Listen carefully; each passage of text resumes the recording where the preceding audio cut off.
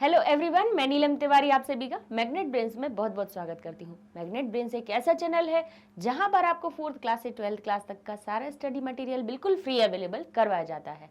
तो सबसे पहले तो आज महाशिवरात्रि की आप सभी को बहुत बहुत शुभकामनाएं।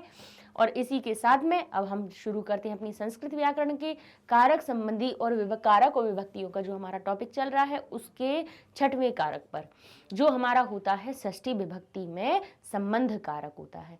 वैसे हम इसको कारक की श्रेणी में नहीं रखते हैं क्योंकि यहाँ पर ये जो हमारा षष्ठी संबंध कारक होता है उसका क्रिया से संबंध नहीं होता है।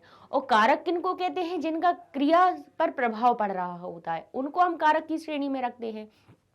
परंतु फिर भी यहाँ पर जो संबंधवाचक कर्ता में संबंध कारक में क्यों हम इसको कारक क्यों कहते हैं? इसलिए कहते हैं क्योंकि इसका कर्ता से, कर्म से किसी ना किसी का आपस में संबंध जरूर दर्शाया जाता है। तो अब अगर संबंध हमें दर्शाना है किसी का, जैसे हम कहें राजा का पुत्र, कहें मेरा घर, मेरा विद्यालय, तो मेरा विद्यालय है ना, मेरा घर है ना, राम का विद्यालय है, राम की पुस्तक है, तो यहाँ पे पुस्तक का राम से संबंध है, मेरा विद्यालय से संबंध है, तो जहाँ पे काकी के का अर्थ निकलता हो। साधारण सी बात है कि एक चीज का दूसरे से जब संबंध बताया जाता है तो वहां पर हमारी षष्ठी विभक्ति होती है। और कौन सा कारक होता है? संबंध। बस समझ लीजिए कि संबंध जहां पे एक दूसरे का बताया जा रहा होगा वहीं पर हमारी क्या होगी? षष्ठी विभक्ति होगी। ठीक है, तो षष्ठी विभक्ति और कहाँ पे हो सकती है उनको हम बताने के लिए एक दो सूत्र है। सूत्र तो है काफी, 4 5 6 7 है, लेकिन इसमें जो प्रमुख हैं आपके लिए उनको हमने सोचा उन्हें हम आपको बता देते हैं। तो पहला आता है कि संबंधी षष्ठी। जहां पर संबंध होगा वहां षष्ठी होगी। तो हमारा जो 6th नंबर का, 6वें नंबर का जो हमारा कारक है वो कौन सा है? संबंध कारक। ठीक है, और संबंध कारक 6th नंबर पे आता है, 6वें नंबर पे आता है, इसीलिए 6 को क्या कहते हैं?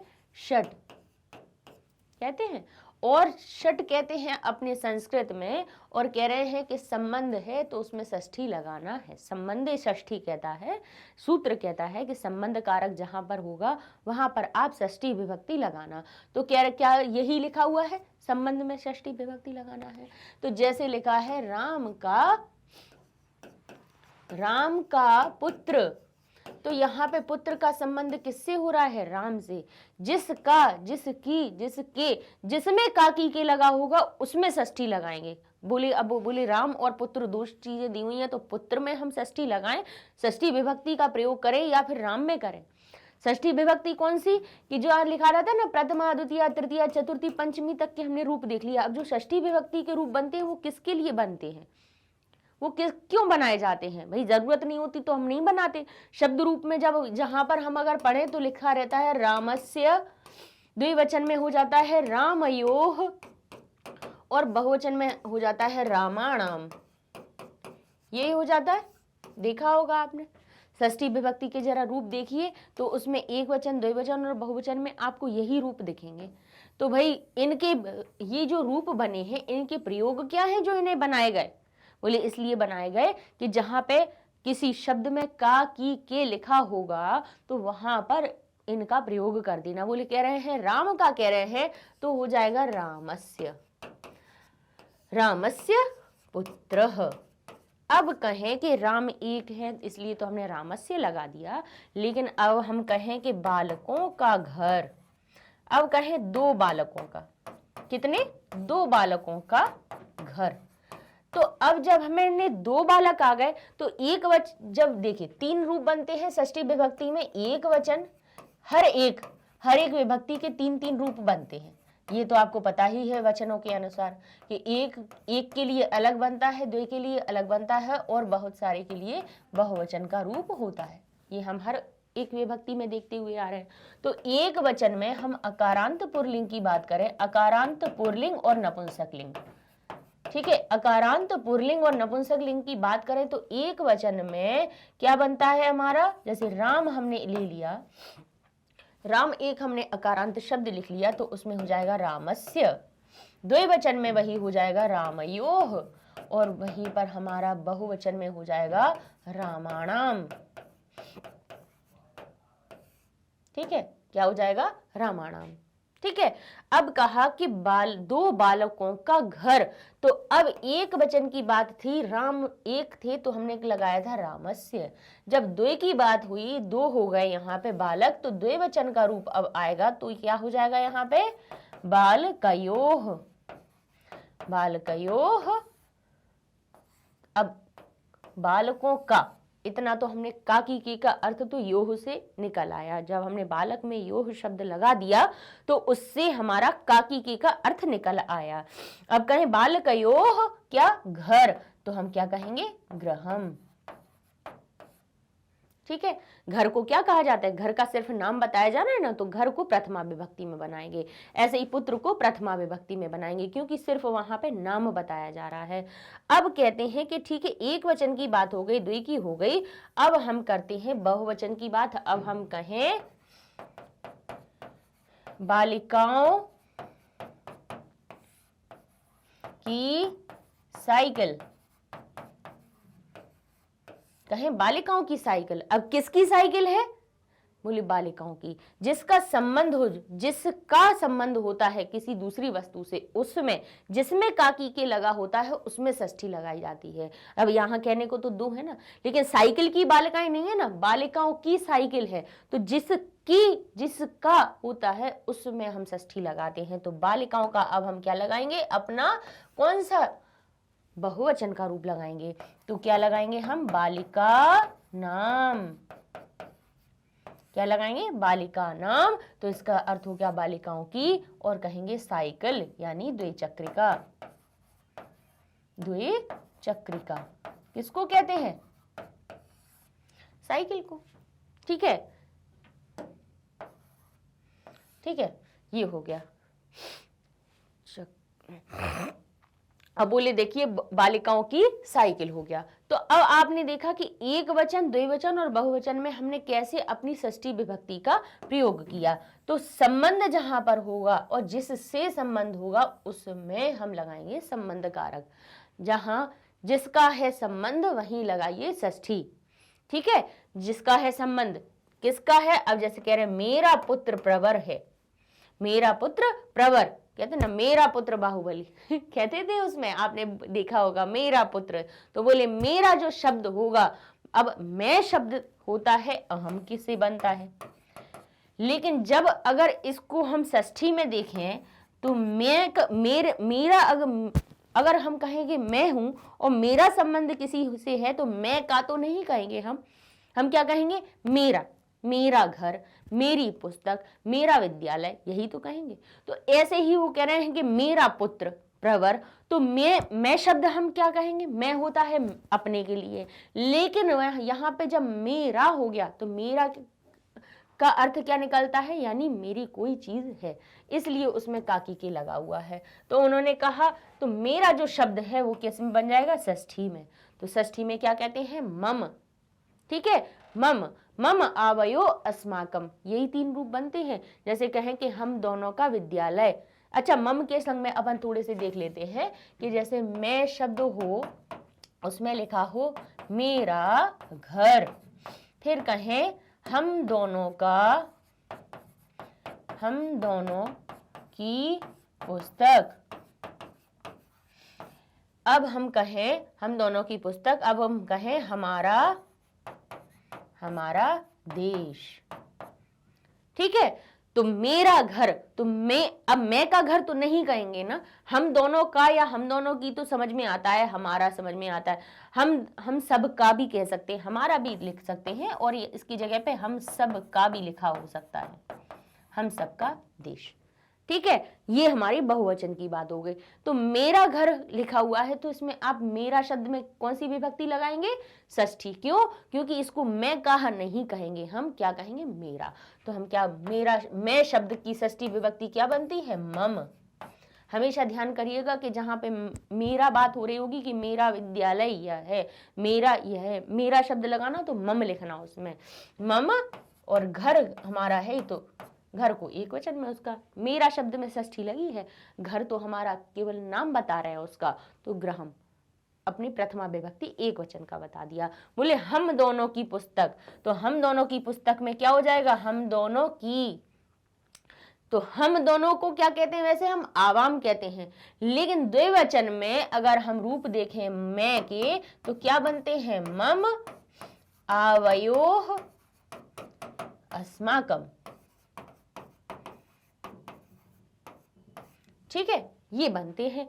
तो जब अब हम मेरा था तो मम लगा दिया, हम दोनों की बात होगी तो क्या हो जाएगा यहाँ पे आवयोः, और ये क्या हो जाएगा, पुस्तक है, पुस्तक सिर्फ नाम है तो इसको हम इसकी प्रथमा विभक्ति में लिख देंगे, बोले आवयोः पुस्तकम।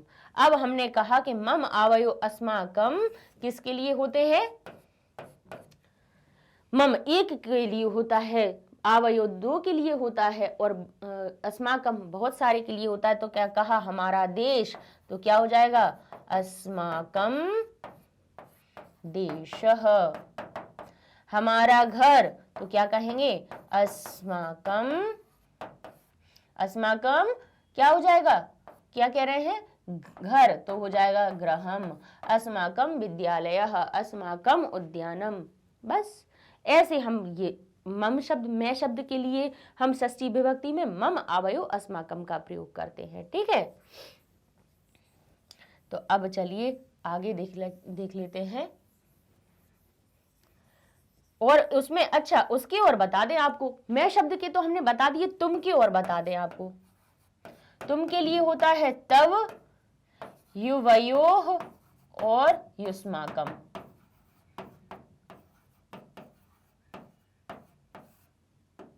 ठीक है, तव शब्द किसके लिए था, मम आता है मेरे लिए, और तव आता है तुम का नहीं कहेंगे, क्या कहेंगे तुम्हारा कहते हैं। मम यानी मेरा और तुम यानी तुम्हारा। अब तुम का शब्द तो नहीं लगाएंगे, काकी के षष्ठी में लगता है, तो तब को जहां पे लिखा होगा तुम्हारा घर, तो जब जो तुम्हारा होगा तो तुम क्या लिखेंगे, हम ये कहेंगे तुम का तो नहीं लिखेंगे ना, क्या कहेंगे तुम्हारा। मेरा और तुम्हारा यही कहते हैं, मैं का और तुम का नहीं कहते हैं। कहीं शब्द तुम आपको लिखेगा तो कौन सा लिखेगा, तुम्हारा शब्द लिखा हुआ होगा, तो लिखा है तुम्हारा विद्यालय। ठीक है, तो क्या हो जाएगा हमारा तब, जैसे मम मेरा विद्यालय था तो मम विद्यालय हम विद्यालय लिखा था, यहाँ पे तुम्हारा आ गया तो लिखेंगे तब विद्यालयः। अब क्या है, तुम दोनों का विद्यालय, तो क्या हो जाएगा युवयोः विद्यालयः। अब विद्यालय बोले क्यों नहीं बदल रहा है, क्योंकि ये नहीं कह रहे हैं कि तुम दोनों के दो विद्यालय कहते तो विद्यालय हो जाता हमारा, है ना, द्विवचन का रूप आ जाता। अब कह रहे हैं तुम सबका विद्यालय, तो क्या हो जाएगा युष्माकम, युष्माकम विद्यालयः। ठीक है, तो मम शब्द के भी बता दिए हमने, तुम शब्द के भी बता दिए, क्योंकि ये आता है तुम्हारा, तुम दोनों का, तुम सबका, ऐसी बहुत सारी जगह आपको अपनी जो अनुवाद होंगे उनमें मिलेंगे, तो आप क्या लगाएंगे, इस प्रकार से बनाएंगे। ठीक है, तो जैसे इसमें लिखा है मेरा पुत्र प्रवर, तो निका मम पुत्रः प्रवरः। पुत्र और प्रवर में दोनों में कौन सी लगी है, प्रथमा, और मैं शब्द में लगी षष्ठी, तो हो गया क्या मम। ऐसे ही कहा यह राम का घर है, तो यह शब्द बना इदम राम का, किसका घर है, बोले राम का, तो बोले राम का है तो रामस्य लगा दो, राम के में राम में षष्ठी विभक्ति लगा दो तो रामस्य बन गया। अब घर है तो घर केवल नाम बता रहे हैं तो ग्रहम लिख दिया, और है को लिख दिया अस्ति।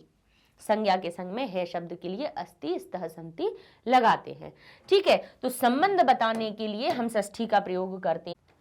तो अब कहां पर और हो सकती है, बोले कह रहे हेतु प्रयोगे, जहां पर हेतु शब्द आ जाए वहां पर भी हम षष्ठी का प्रयोग करते हैं। कैसे कि लिखा है कि जब हेतु शब्द का प्रयोग होता है तब जो शब्द का प्रयोजन रहता है वह हेतु और दोनों शब्दों में क्या होती है, हमारी षष्ठी होती है, मतलब जिसके लिए कोई काम किया जा रहा हो। अब जैसे वहां पे संप्रदान है, अब देखिए जैसे कह रहा है वह थोड़े के लिए बहुत का त्याग करता है, यहाँ पे क्या हो रहा है, किसके लिए, थोड़े के लिए बहुत का त्याग हो रहा है। तो यहाँ पर जो थोड़ा शब्द है और बहुत है, इन दोनों में क्या हो जाएगा, थोड़े के लिए बहुत का कर रहा है, जैसे दो चीजें हो गई इसमें। कैसे कहा, बोले राम के लिए लक्ष्मण के लिए लक्ष्मण बन गए, किसके लिए गए? राम के लिए गए, लक्ष्मण भी गए।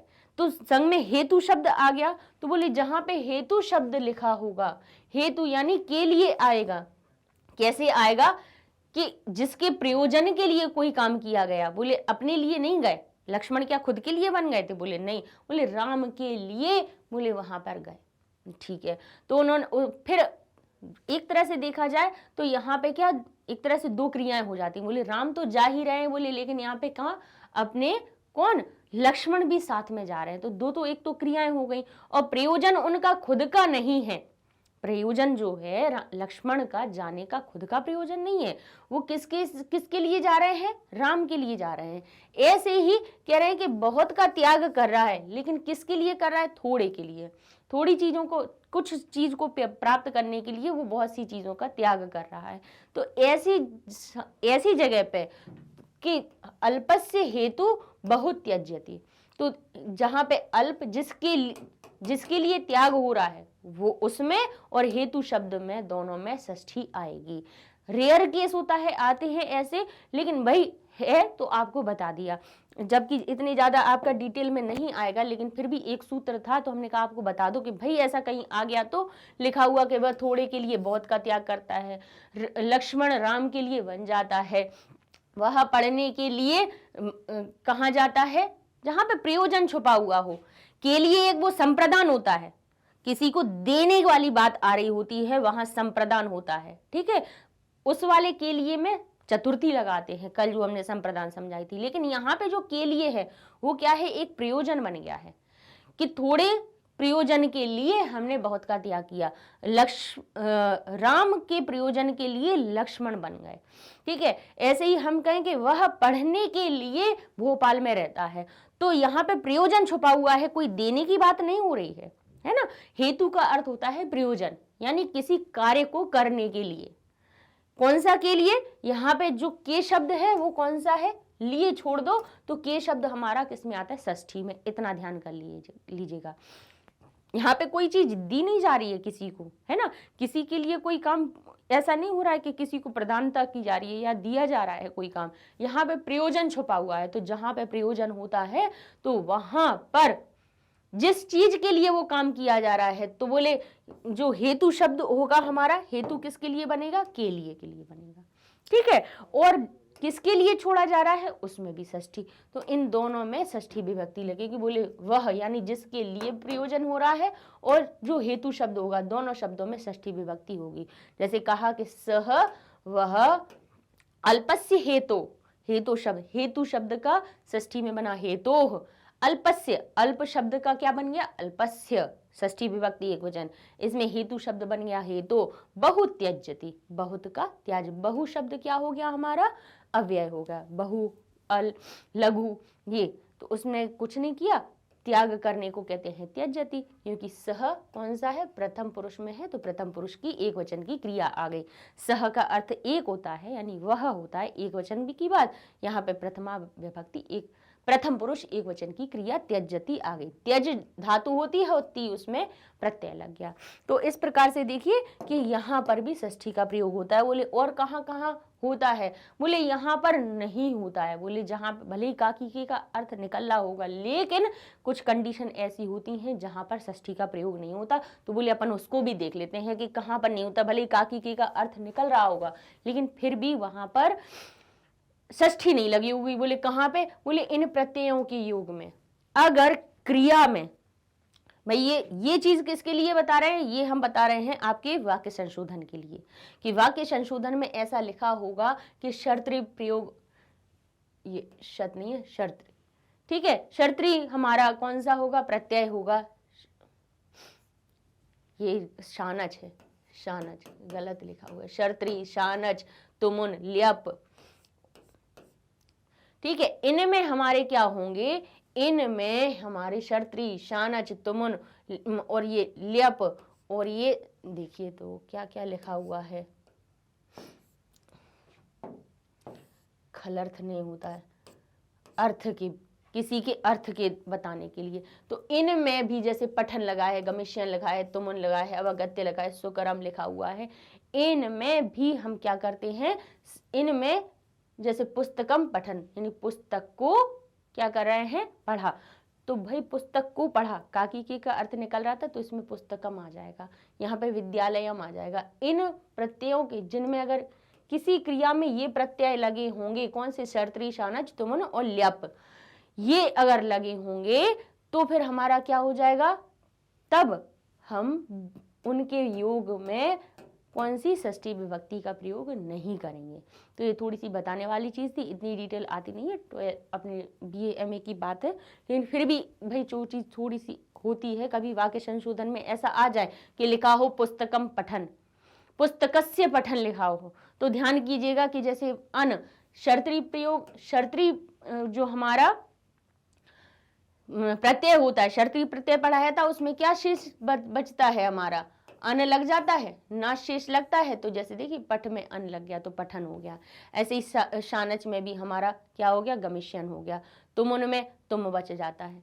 तो ऐसे हमें देखना है कि इनमें अगर ये लगे हों प्रत्यय तो भी हम क्या करेंगे, उनमें हम अपनी क्या करेंगे, षष्ठी विभक्ति नहीं लगाएंगे, द्वितीया की तरह ही रूप बना देंगे। बोले ठीक है, इसको डिटेल में इतना इसलिए नहीं खींच रहे क्योंकि वो इतना आपका आएगा नहीं, सिर्फ आता है तो संबंधवाचक आपको बताए जाते हैं, बाकी के इतने डिटेल में आपको ये बहुत आगे वाली बात है, रूल्स हैं, तो ये नहीं आते हैं। तो अपन मेन जो आना है उस पर अपन फोकस कर लेते हैं। कहते हैं राम दशरथ पुत्र है।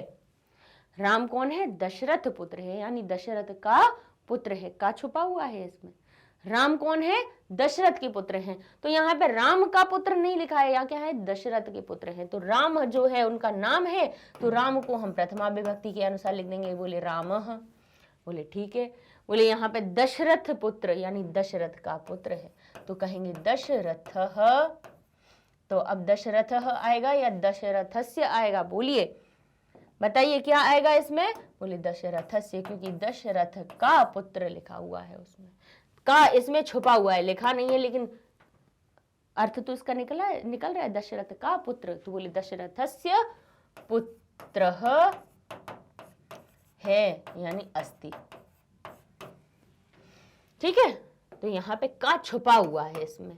राम दशरथ पुत्र हैं, यानी राम दशरथ के पुत्र हैं, तो राम दशरथस्य पुत्रः अस्ति।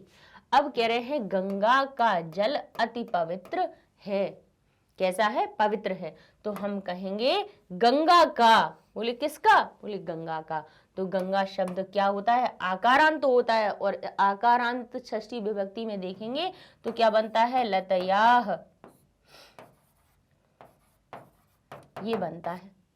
तो हम क्या बनाएंगे इसमें, हम बनाएंगे गंगायाह।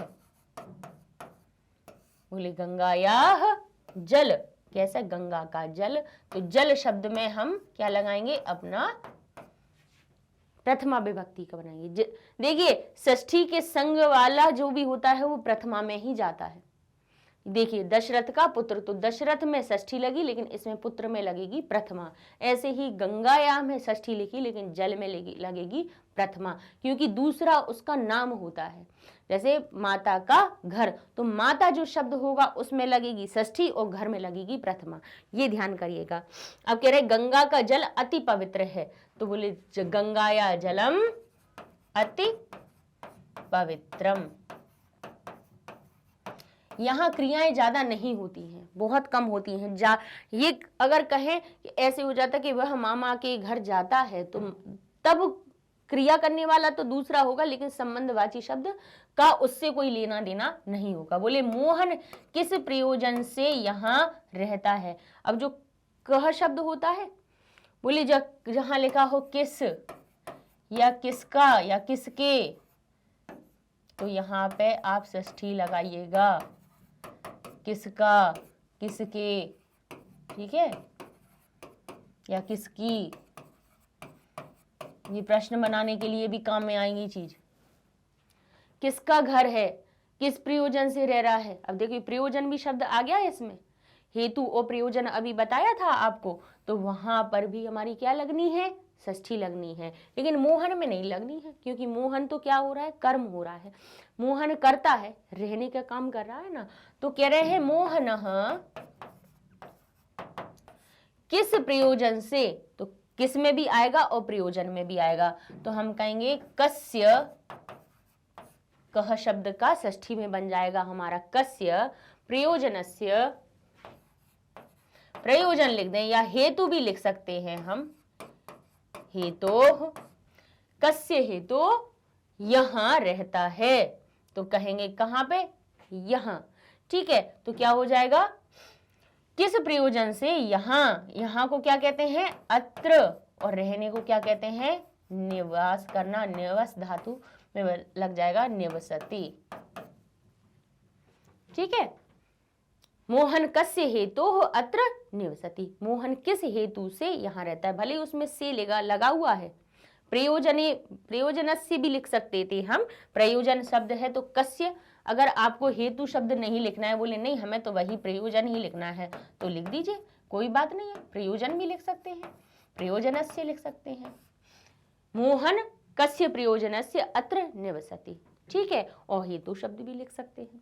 वह छात्र पढ़ने के लिए यहाँ रहता है, वह छात्र, तो वह शब्द में तो हमारी कौन सी रहेगी भाई, हम ये ध्यान कर लीजिए कि यहाँ पे जो काकी के का अर्थ जिसमें लग रहा होगा वहां हम षष्ठी लगाएंगे बस, बाकी की चीजों में उनके अनुसार ही लगाएंगे। जैसे कर्ता है तो कर्ता को उसके वचन और विभक्ति के अनुसार लगाएंगे। बोले वह शब्द आ रहा है तो बोले वह तो क्या होता है, सर्वनाम होता है, और संज्ञा सर्वनाम किस में बनते हैं, प्रथमा विभक्ति में, तो कहा सह। ठीक है, वह छात्र, सह छात्र। अब बोले किसके लिए, पढ़ने के लिए, पढ़ने के लिए रहता है ना, तो पढ़ने की शब्द क्या होता है, पठ।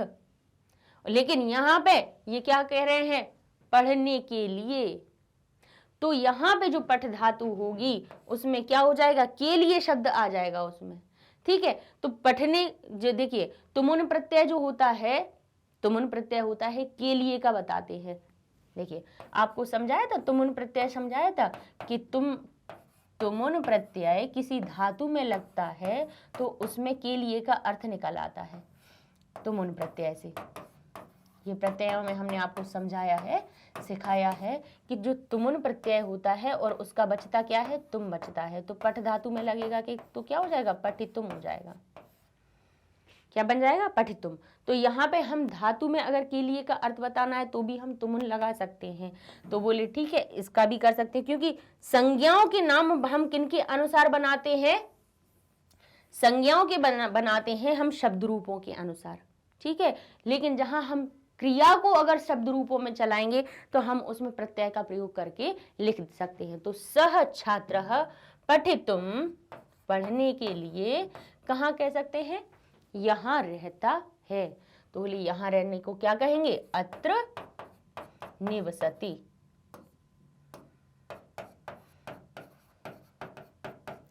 अब यदि हमें हेतु का प्रयोग करना होता तो हम क्या कर देते, तो पठस्य क्या कर देते, पठ धातु में स्या लगा देते, लेकिन फिर हमें हेतु लिखना पड़ता। क्या लिखना पड़ता, सह छात्रः पठस्य, यानी पढ़ने के लिए, तो के लिए फिर हमें हेतु लगाना पड़ता, पठस्य हेतु अत्र निवसति। इस प्रकार से भी बना सकते हो आप, बता दिया दोनों तरह से।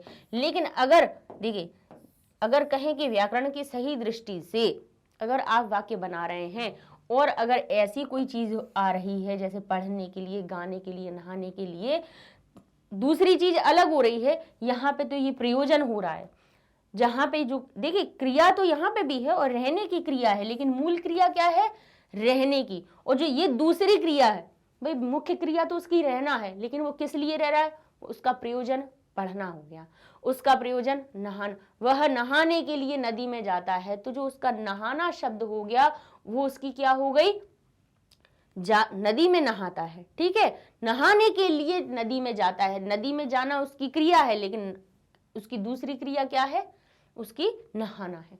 तो ऐसी क्रिया में हम जब के लिए शब्द लगाएं तो हमें पठितुम लगा देना चाहिए।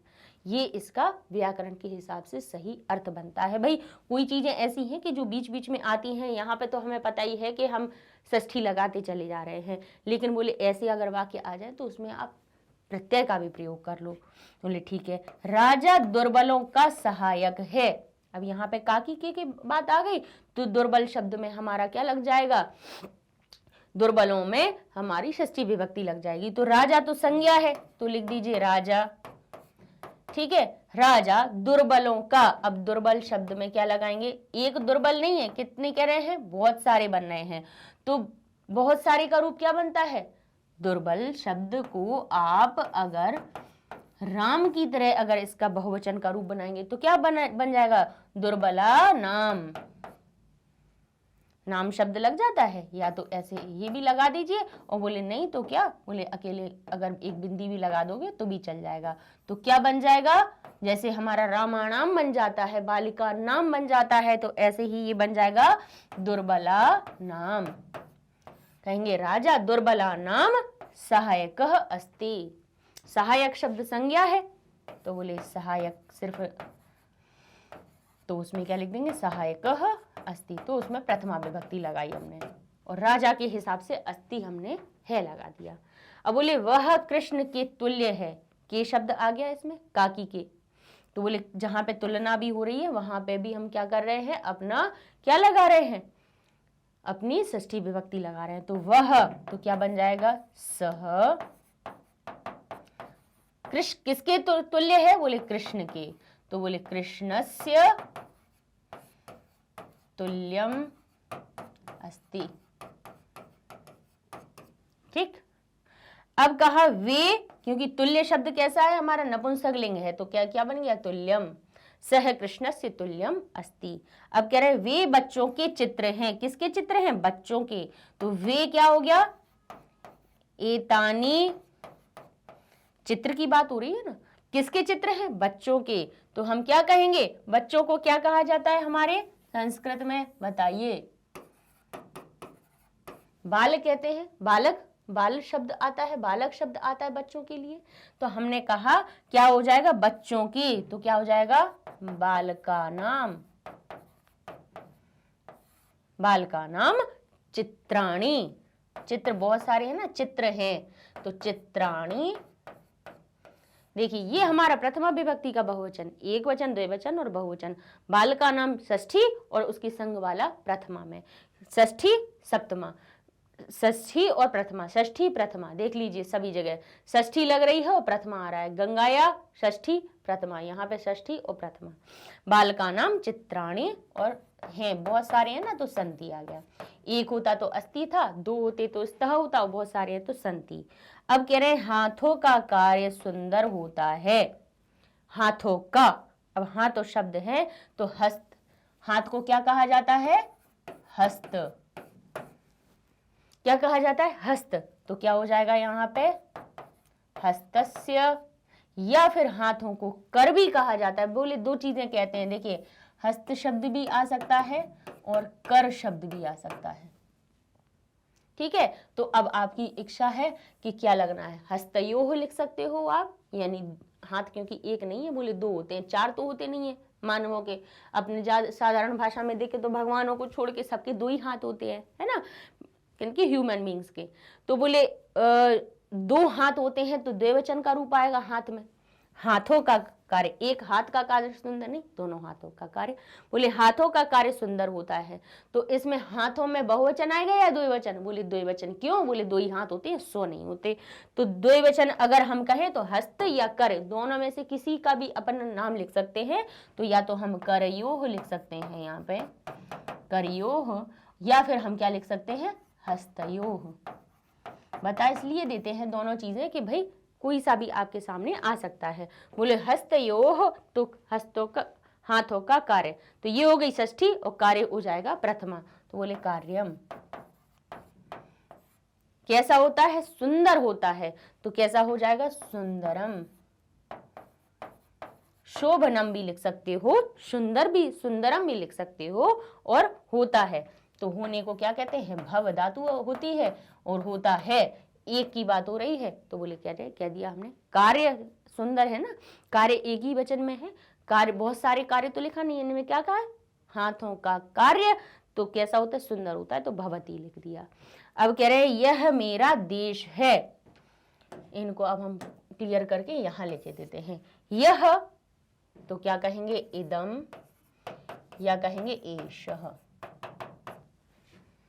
ठीक है, देश हमारा कैसा है, पुल्लिंगवाची है, तो इदम भी लगा सकते हो, एषः भी लगा सकते हो। जहां पे दो चीजों का एक ही अर्थ होता है तो उनको हम आपको बता देते हैं। तो कहते हैं इदम, मेरा शब्द के लिए क्या आएगा हमारा, मम, और देश है तो क्या लिख देंगे, देशः अस्ति। अब यहीं पे लिखा होता कि हमारा देश भारत है तो क्या कहते हैं हम, अस्माकम, अस्माकम हमारा देश, अस्माकम देशः षष्ठी और प्रथमा, ये षष्ठी विभक्ति है, ये प्रथमा, अस्माकम देशः भारतः अस्ति।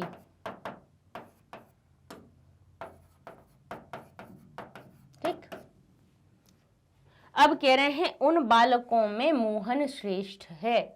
श्रेष्ठता के लिए दो विभक्तियां लगती हैं, षष्ठी भी लगा सकते हैं और सप्तमी भी लगा सकते हैं। दो विभक्तियां कहीं भी लगी हुई दिख सकती हैं आपको। कभी श्रेष्ठता में यानी एक में दूसरा श्रेष्ठ बताया जा रहा है।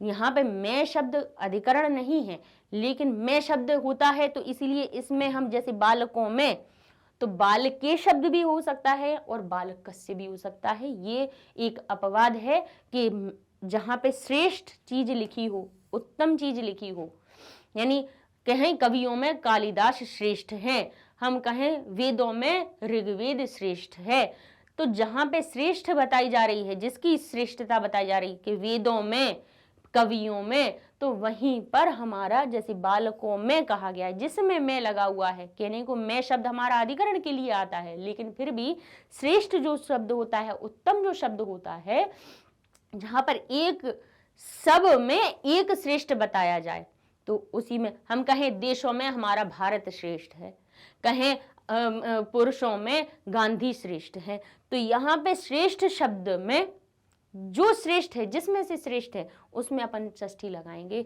तो वो लिख रहे उन बालकों में, तो हम क्या कहेंगे, उन शब्द किसके लिए होता है, हमारे बहुवचन के लिए। ठीक है, उन बालकों में, तो उन शब्द किसके लिए आ जाएगा हमारा, सहतौ ते, तो ते बाल, अब क्या हमारी सप्तमी लगेगी बालकों में, तो क्या हो जाएगा, बालका नाम, या बालका नाम ऐसे भी लिख सकते हैं, बालका नाम, ते बालका नाम क्या में मोहन श्रेष्ठ है, तो कहेंगे मोहनः श्रेष्ठः अस्ति। ठीक है, ठीक है, तो क्या हो गया यहाँ पे, देख लिया, ते बालका नाम मोहना श्रेष्ठ अस्ति, उन बालकों में मोहन श्रेष्ठ है। तो कहीं पर अगर आपको तुलना की भी बात हो जाए और जिसमें कहा जाए कि बालकों में हमारा राम श्रेष्ठ है, कहें छात्राओं में हमारी माला कैसी है, श्रेष्ठ है, तो छात्राओं में जिसमें मैं शब्द लगा हुआ है लेकिन पीछे श्रेष्ठ शब्द लगा होगा, तो उसमें आप दोनों विभक्तियां लगा सकते हो। मैं के हिसाब से आप उसमें सप्तमी भी लगा सकते हो और क्या लगा सकते हो, षष्ठी भी लगा सकते हो। तो इस तरह से हमने अपने ये षष्ठी के साधारण वाक्यों को पूरा कर लिया। वैसे अगर जब आते हैं जैसे आपके उसमें, तो कैसे, देखिए कठिन अपन सीख लें और सरल आ जाए तो करना आसान हो जाता है। अपन ने सरल सीखे और कठिन आ गए तो फिर बैठे हैं कि अरे सिंपल तो सीखे थे, अब ये वाले नहीं आ रहे कि इसमें अगर एक दो चीजें और अगर एक्स्ट्रा आ गई तो अब हम क्या लिखें। तो इसलिए अपन कठिन सीख लो तो सरल करना आसान हो जाता है, वो आसानी से। जैसे कहें कि माता का घर या मामा का घर, तो हम क्या देते हैं, मातुलस्य गृहम, बिल्कुल सिंपल सिंपल से। हमारा घर तो हम क्या देते हैं, अस्माकम गृहम। ठीक है, इस तरह से बहुत मतलब आसान से ही आते हैं आपके, लेकिन ये हमें पता होना चाहिए कि षष्ठी विभक्ति का प्रयोग कहाँ कर रहे हैं। अब बोले अनुवाद आ जाए, चित्र वर्णन आ जाए, तो हम कहें अगर चित्र वर्णन लिखा हुआ है और हमें स्वयं से वाक्य बनाना है, तो भाई कहीं पे काकी के का प्रयोग तो जरूर हो ही सकता है। अगर ऐसा आ गया तो आपको कम से कम इतना बनाना तो आता है कि हमें काकी के चित्र वर्णन अभी अपन करना सीखेंगे ना, तो उसमें कैसे सीखेंगे, पहले अपन उनकी हिंदी के अपन सेंटेंस बनाएंगे। हिंदी के पहले अपन क्या करेंगे, हिंदी के वाक्य बनाएंगे, फिर उनको फिर अपन संस्कृत में कन्वर्ट करना सीखेंगे। अपन डायरेक्ट संस्कृत में नहीं बनाने वाले हैं, ठीक है। तो जब हिंदी के वाक्य बनाओगे तो भाई उसमें काकी के का भी अर्थ आ सकता है कि यह मेरा घर है, यह हमारे नगर का विद्यालय है, तो नगरस्य विद्यालय है, तो हमें पता होना चाहिए कि नगर का शब्द लिखा है तो उसमें हमें षष्ठी लगानी है। इसलिए विभक्तियों का पढ़ना जरूरी है। विभक्तियों के हम अनुवाद सीख लेंगे तो हम फिर सारे तरह के संस्कृत अनुवाद कर सकते हैं। ठीक है, तो अब हम नेक्स्ट वीडियो में अपनी सप्तमी विभक्ति को भी पूरा कर लेंगे कि मैं पर शब्द आएगा तो हम कैसे अनुवाद करेंगे, उनको सीख लेंगे तो हमारे सारे कारक पूरे हो जाएंगे। और फिर उसके बाद अपन किस पे चलेंगे, हमारे वाक्य संशोधन पे। ठीक है, अब वाक्य जब बनाना सीख गए तो अब वाक्य में संशोधन करना सीख ही लेते हैं कि किस प्रकार से अपन संशोधन, कहाँ पे गलतियां हो सकती हैं, उनको कैसे ठीक करना है। तो नेक्स्ट वीडियो में मिलते हैं, तब तक के लिए धन्यवाद।